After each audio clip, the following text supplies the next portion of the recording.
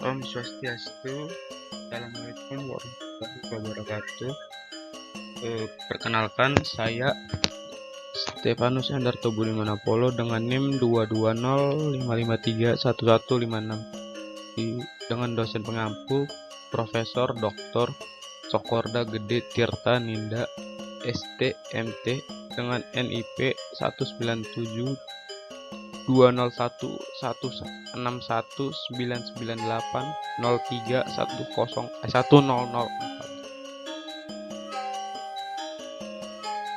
Untuk sumber literatur atau sumber referensi yang saya ambil dari buku Science of Engineering Material volume 2 material. Untuk table of content atau agenda sebagian kali ini, yang pertama 4.4 molecular weight of polymer, 4.5 definition of resin and plastic, 4.6 polymerization process, 4.7 cross linking of polymer chain. Slide berikutnya 4.4 molecular weight of polymers. Dalam senyawa murni dengan berat molekul rendah seperti sukrosa, semua molekul memiliki ukuran yang sama dan memiliki molekul yang identik berat atau M. Senyawa semacam itu dikatakan monodisperse. Sebaliknya, sebagian besar polimer adalah polydisperse, yaitu terdiri dari molekul dengan berbagai ukuran dan berat molekul. Oleh karena itu, perlu untuk menghitung derajat polimerisasi rata-rata atau dP atau berat molekul rata-rata atau M. Berat molekul yang biasa digunakan dalam karakterisasi polimer polydisperse adalah jumlah rata-rata, berat rata-rata, dan berat molekul rata-rata viskositas.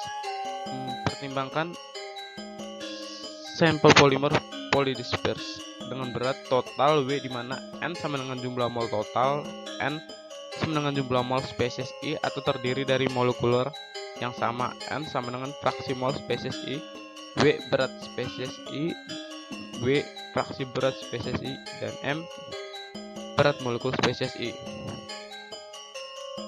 Berikutnya indeks polydispersitas.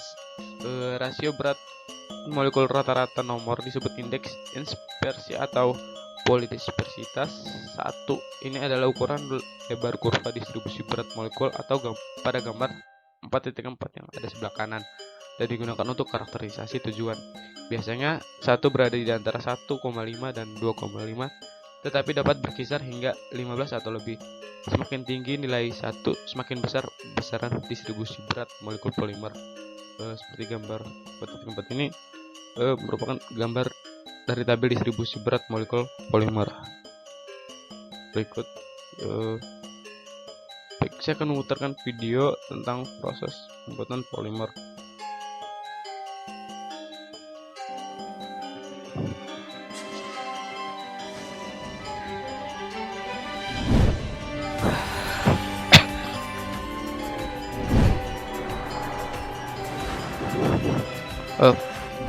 Setiap hari kita menggunakan plastik, mulai dari botol minum sampai handphone yang kita gunakan, sebagian besar terbuat dari plastik. Kita sering mendengar bahwa plastik merupakan polimer. Lalu, apa itu polimer? Ya, polimer berasal dari dua kata, poly yaitu poly dan mers. Poly artinya banyak, dan mers atau mero artinya bagian. Jadi, polimer adalah gabungan dari banyak monomer yang saling berikatan membentuk polimer. Contoh dari monomer adalah monomer sendiri adalah, dan jika etilena ini berikatan, maka terbentuk suatu polimer, yaitu polyetilena. Polimer. Klasifikasi polimer berdasarkan sumbernya. Pertama, sumber polimer alami adalah polimer dari alam seperti dari hewan dan tumbuhan. Kedua, polimer sintetik. Polimer sintetik adalah polimer yang disintesis oleh manusia dengan tujuan produksi secara komersial dan industri. Berdasarkan strukturnya. Pertama, polimer linear. Polimer linear adalah polimer yang memiliki struktur berulang dalam satu rantai tunggal. Kedua, polimer rantai cabang. Polimer jenis ini memiliki rantai dengan cabang yang terhubung dengan rantai utama polimer. Ketiga, polimer berikatan silang. Dalam polimer ikatan silang, rantai linear yang berdekatan bergabung satu sama lain di berbagai posisi oleh ikatan kovalen yang dapat dibentuk secara sintesis atau reaksi kimia. Keempat, polimer jaringan. Monomernya membentuk 3 atau lebih ikatan kovalen aktif, membuat jaringan 3 dimensi dan disebut polimer jaringan. Klasifikasi berdasarkan mode polimerisasi. Yang pertama, penambahan monomer. Polimer monomer jenis ini sendiri dibentuk oleh penambahan dibentuk berulang oleh monomer dengan berulang ikatan seperti yang ada di rangkap gambar atau ini. rangkap 3 tanpa mengeliminasi molekul kecil seperti air. Yang kedua, Ada polimer polimerisasi. kondensasi. Polimer ini dibentuk Polimer ini oleh dibentuk kombinasi oleh monomer kombinasi dengan mengeliminasi molekul kombinasi kecil seperti air. seperti air. Salah satu contoh polimer ini adalah Polimer ini bakelit. adalah Klasifikasi berdasarkan gaya antar molekul. molekul. Yang pertama, elastoma. Elastom. Berbentuk polimer padat yang bersifat Polimer padat elastis. bersifat Polimer elastis. ini dapat meregang ini jika dapat diberikan meregang gaya jika dan diberikan akan gaya. kembali ke bentuk Jadi, semulanya video ini. jika gaya tersebut dihilangkan. Kedua, termoplastik polimer. Yang kedua, Polimer disatukan oleh gaya antar molekul. Polimer akan lunak jika dipanaskan dan akan mengeras jika dibiarkan dingin. Ketiga, termosetting.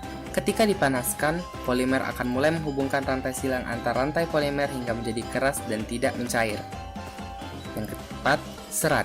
Berbentuk seperti benang, memiliki kekuatan antar rantai yang memberi nilai kuat tarik yang tinggi. Metode pembuatan polimer. Metode pembuatan polimer dibagi menjadi dua bagian. Yang pertama adalah polimerisasi kondensasi, dan yang kedua adalah polimerisasi adisi. Polimerisasi kondensasi merupakan suatu proses penggabungan monomer dengan reaksi kimia yang terjadi di antara dua gugus fungsi yang berbeda dari masing-masing monomer tersebut dengan hasil samping atau byproduct berupa air. Polimerisasi adisi. Polimerisasi adisi adalah polimerisasi yang disertai dengan pemutusan ikatan rangkap. Produk polimer mengandung semua atom yang ada pada monomer awal. Reaksi ini tidak menghasilkan produk samping berupa air. Aplikasi polimer. Dalam kehidupan sehari-hari, pengaplikasian polimer sangat banyak ditemui, terutama dalam bentuknya yang berupa botol plastik, yaitu produk dari polipropilен, kemasan makanan, produk dari polistirena, pelapis pada kayu berupa resin melamin formaldehida, dan pelapis pada peralatan masak berupa PTFE. Sedangkan dalam aplikasinya di bidang industri, polimer banyak ditemui dalam bentuk drum storage, yaitu produk dari polietilena, pipa PVC atau polivinil klorida, ban, dan sebagai isolator listrik lainnya, dan juga berupa fiber optik, yaitu produk dari serat. Keuntungan polimer. Keuntungan polimer dalam kehidupan sehari-hari seperti botol plastik, pipa, lemari plastik, dan rak piring plastik. Selain itu, keuntungan lainnya adalah tidak mudah pecah dan tidak mudah bereaksi dengan zat kimia, serta dapat digunakan pada alat-alat kesehatan. Kerugian polimer. Kerugian dari polimer itu sendiri adalah 1. Penggunaan polimer dalam kehidupan sehari-hari dapat mencemari lingkungan karena polimer itu sulit untuk diuraikan. Yang kedua, polimer dapat menghalangi udara dan aliran air masuk ke dalam tanah.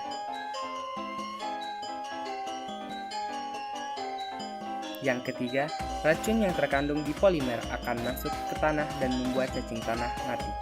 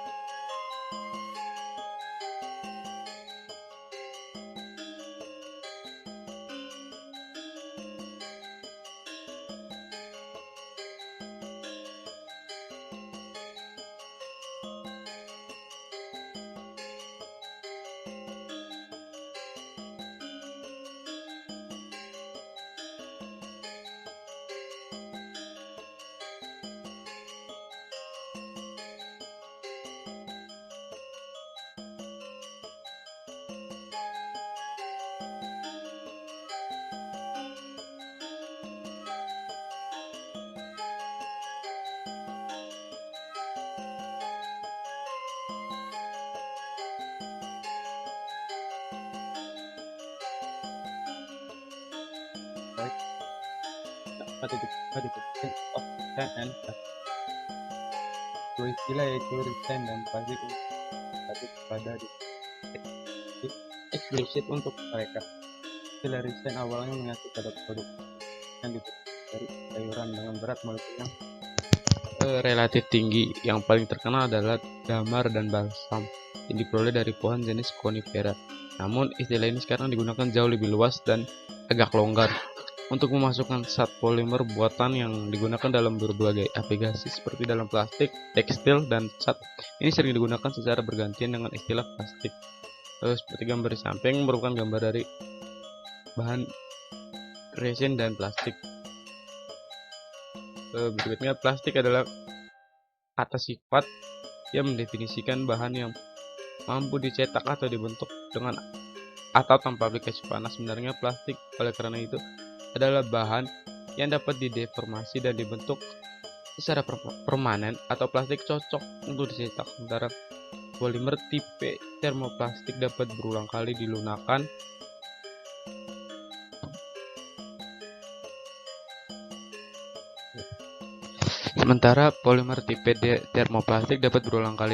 dengan panas dan dicetak. Polimer tipe thermosetting tidak dapat dibentuk kembali setelah dicetak sekali.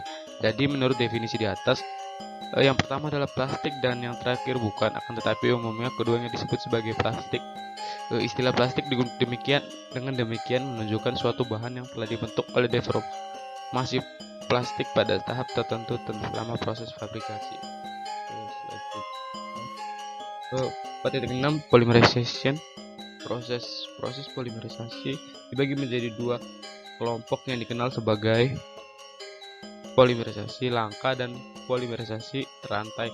Langka polimerisasi ini terjadi melalui reaksi bertahap antara gugus fungsi reaktan.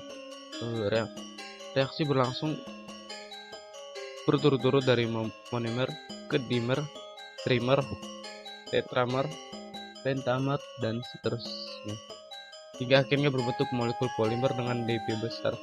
Perlu dicatat bagaimanapun bahwa reaksi terjadi secara acak antara zat, misalnya dimer, trimer, dan lain-lain, dan monomer serta di antara zat itu sendiri. Dengan kata lain, reaksi dari kedua jenis terjadi secara merata sebagian besar atau tetapi tidak semua. Proses polimerisasi tidak bertahap melibatkan reaksi polikondensasi atau kondensasi berulang. Akibatnya istilah polimerisasi langka dan polimerisasi kondensasi sering digunakan secara sinonim.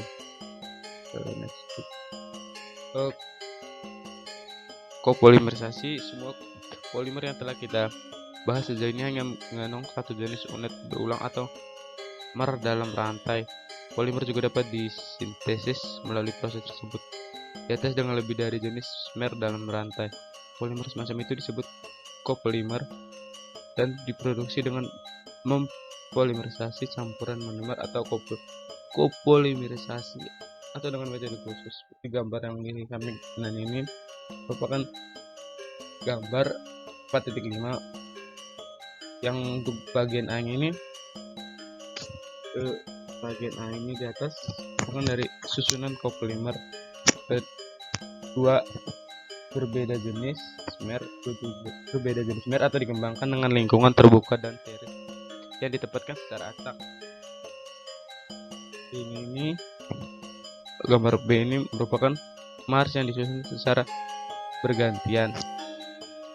Gambar C, titik bagian C-nya ini copolymer block dan D-nya copolymer gra.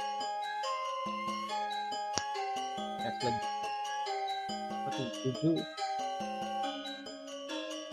cross-linking of polymer time.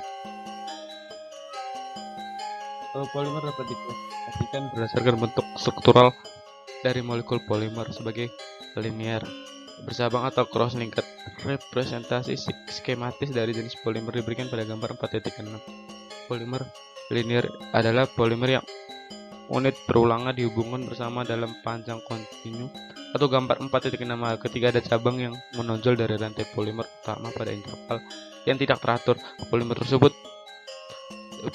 disebut polimer bercabang. Mungkin ada cabang yang pendek yang membentuk struktur bersisir pada gambar 4.6b, atau mungkin ada cabang dengan cabang atau gambar 4.6c yang berbentuk struktur seperti dendrit. Contohnya dari polimer bercabang adalah polyethylene tanda LC yang dibuat oleh polimer plastik dari ethylene tekanan 1500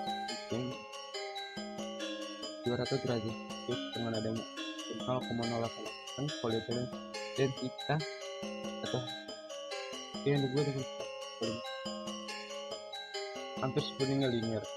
Polimer linear maupun cabang terbatas artinya dapat digunakan dan digunakan secara efektif dengan di gambar yang kita bisa lihat di samping, gambar 4.6 presentasi skematis dari polimer. Untuk bagian A ini bercabang, bagian dan ikatan dan titik cabang dan oleh titik berat dan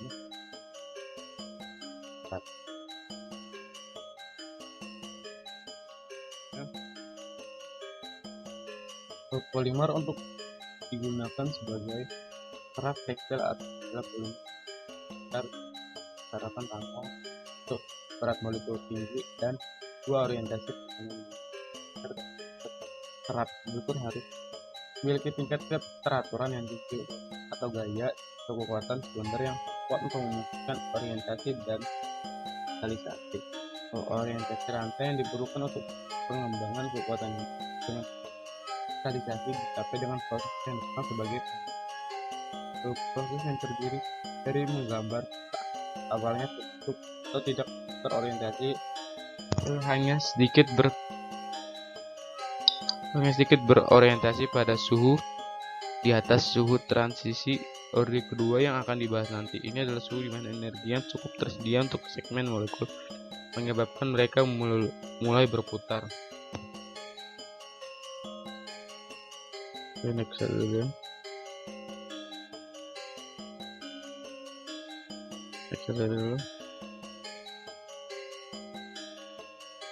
Oke.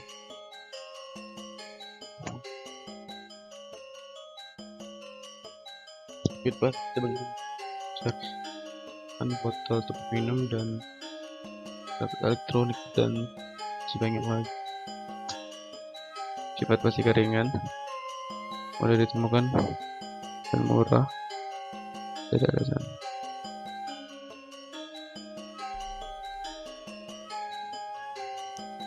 Plastik dari banyak kita gunakan dalam kehidupan 1950 sehari-hari, hingga sekarang mulai dari penggunaan tempat makan, lebih dari tempat 1,2 minum, miliar ton plastik elektronik, bersejarah. dan masih banyak lagi. Sifat plastik yang ringan, mudah ditemukan, dan murah menjadi alasan bagi miliaran orang di dunia menggunakan plastik. Diperkirakan penggunaan plastik di dunia dari tahun 1950 hingga sekarang mencapai lebih dari 9,2 miliar ton. Ini berarti setara dengan berat 1.600 buah piramida Giza. Panjangnya rantai karbon yang dimiliki plastik mengakibatkan plastik sulit terurai. Konsumsi berlebihan terhadap plastik mengakibatkan jumlah sampah plastik sekali pakai menjadi sampah yang paling besar di tempat pembuangan sampah. Sebanyak 80% sampah di lautan berasal dari daratan, dan 90% diantaranya adalah plastik. Sedikit perubahan dapat berdampak besar terhadap lingkungan. Yang dapat menggunakan plastik dengan penggunaan sabun batang, plastik beda, dan penggunaan tumbler. Organisme yang dapat mengurai plastik adalah cacing wax atau cacing lilin yang dapat mengubah plastik menjadi bentuk kompos. Selain itu, ditemukan mikroba baru yang bernama Ideonella sakaiensis yang dapat mengurai plastik hanya dengan waktu beberapa hari saja. Plastik biodegradable adalah plastik yang terbuat dari polimer. Dan ini itu video plastik yang banyak dikenal dengan nama Polylactic acid ini memiliki sifat yang tahan panas, kuat, dan elastis. Tidak seperti plastik pada umumnya, plastik ini membutuhkan waktu yang relatif singkat untuk dapat terurai. Berikut ini adalah cara pembuatan plastik biodegradable dari tepung tapioka dan tepung beras. Alat dan bahan yang dibutuhkan adalah tepung tapioka, tepung beras, cuka, gliserin, aquades, pipet tetes, gelas ukur 500 ml, baskom, loyang kue datar, panci, campurkan 1/3 sendok tepung berikut adalah cara pembuatannya. Dilarutkan ke dalam aquades 250 ml Campurkan yang telah 1/3 ditambahkan sendok tepung 3,2,5 tapioka dengan ml 2 asam sendok dan tepung 15 beras. ml gliserin. Lalu diaduk sampai merata. Larutan dipanaskan pada suhu 120 derajat Celcius. Diaduk kurang lebih dari 30 menit hingga terbentuk gel, lalu dicetak ke Campuran dalam loyang. dilarutkan ke dalam aquades 250 ml yang telah ditambahkan 3,2 ml asam cuka dan 15 ml gliserin. Jadi masuk aja makan derajat Celcius. Larutan dipanaskan pada suhu 120 derajat Celcius dan diaduk kurang lebih 30 menit hingga larutan berbentuk gel. Kemudian, Dan untuk cetak gelnya, larutan ke dalam loyang.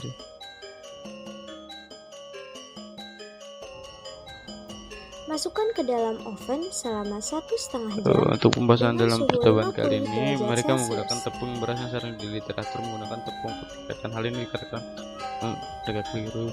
Kesimpulan untuk percobaan kali ini, secara uji glucose warnanya yang mereka buat adalah banding teksturnya sedikit kasar dan sedikit berbau asam. Untuk sumbernya Dan ini adalah Haryanto dan hasilnya. Saputri angkatan 2016, pengembangan bioplastik. Terima kasih. Selamat Baik, mencoba. next slide berikut.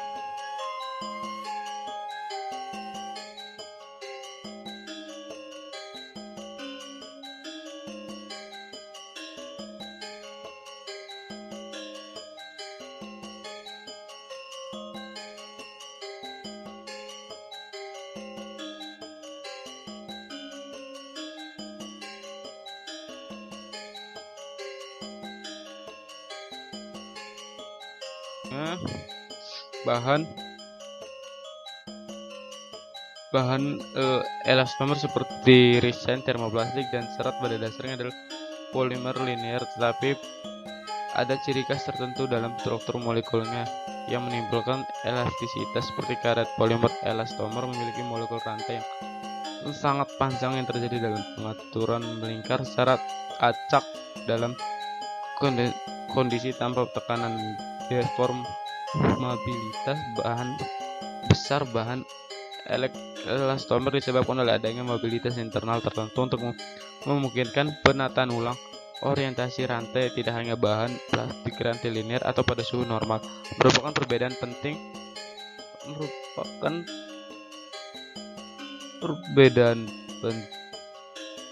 antara kedua kelompok. Sementara persyaratan tersebut di atas adalah kondisi yang diperlukan untuk memastikan deformabilitas untuk sebagian besar karakteristik luar biasa yang berkaitan dengan keadaan karet yang berarti hampir lengkap. Slide berikutnya. Pemulihan tidak dapat diperoleh tanpa adanya struktur jaringan permanen, karena sebaliknya deformasi permanen terjadi daripada pemilihan elastis di sejumlah kecil. Hubungan silang diperlukan untuk menyediakan struktur jaringan yang penting. Ini karet alam atau polyisoprena misalnya mengalir begitu saja seperti cairan yang sangat kental pada suhu kamar jika tidak berikatan silang. Tautan silang dicapai dengan proses yang dikenal sebagai vulkanisasi. Ini adalah proses yang memperkenalkan ikatan silang antara molekul rantai panjang.